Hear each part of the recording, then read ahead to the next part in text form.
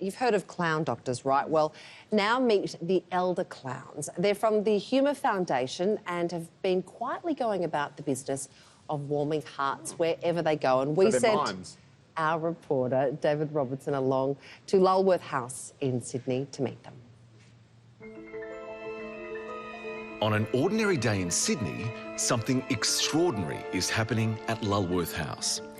It's an aged care home where very special clowns drop in.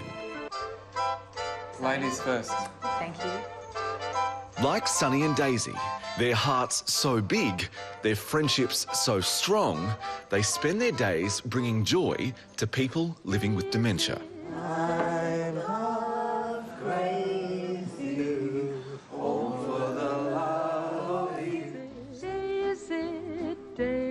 An elder clown is very different to any other type of clowning. It's a derivative of European clown.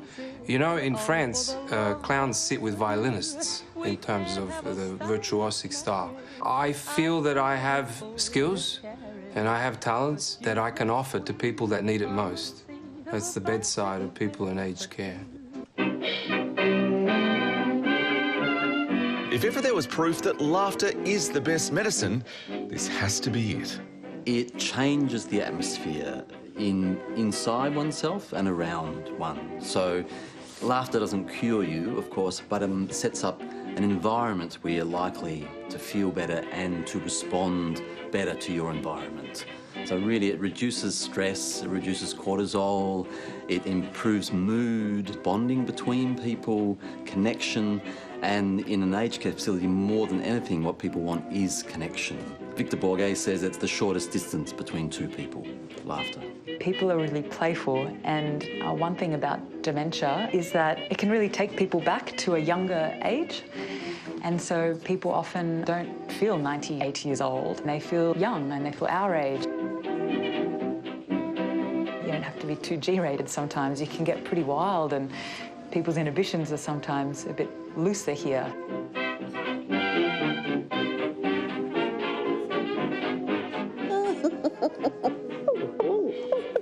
Hamilton, will you call me?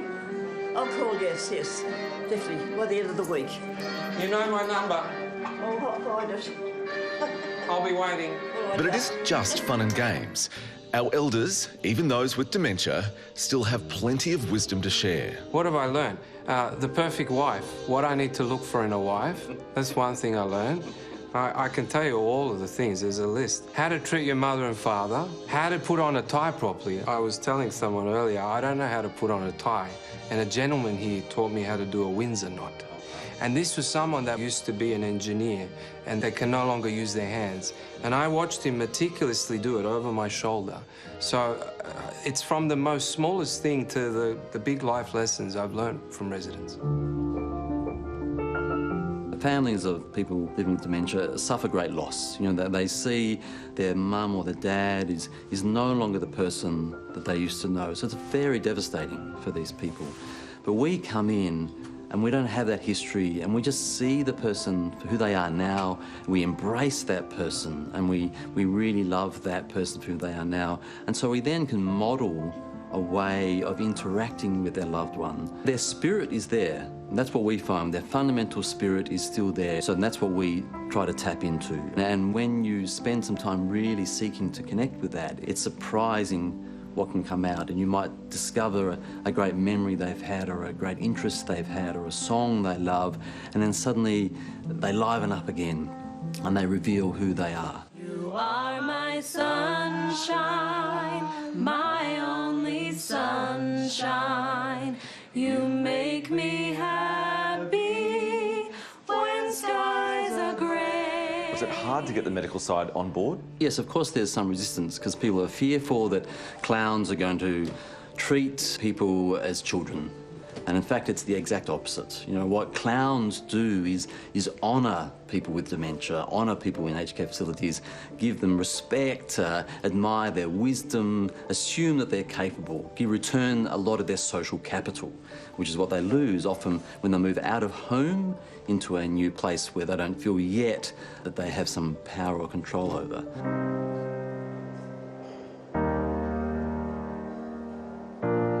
Sometimes you walk into a room and someone has the bed sheets up on their face, the curtains drawn, and they say, "Not today, Sonny." The hardest thing for me there is walking away. In those situations, sometimes a no can mean a yes too. So, contrary to belief, I can walk in there and just hold someone's hand while they're in that state and just be with them. And that's my job. It's more than just singing, dancing, and being funny. Sometimes it's just being with someone. The elder clowns visit the residents every week. They've known some of them for years and developed really close friendships. So what's it like when they lose one of their friends? When a clown cries, it fills the room up with water, I tell you. I mean, it's sad.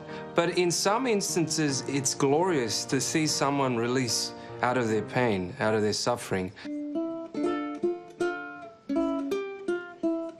I mean, I remember an instance with a gentleman. He was a Hungarian man who was in a deep level of pain. No matter what they were giving him in terms of medicines and drugs to ease him, it wasn't working. He was screaming.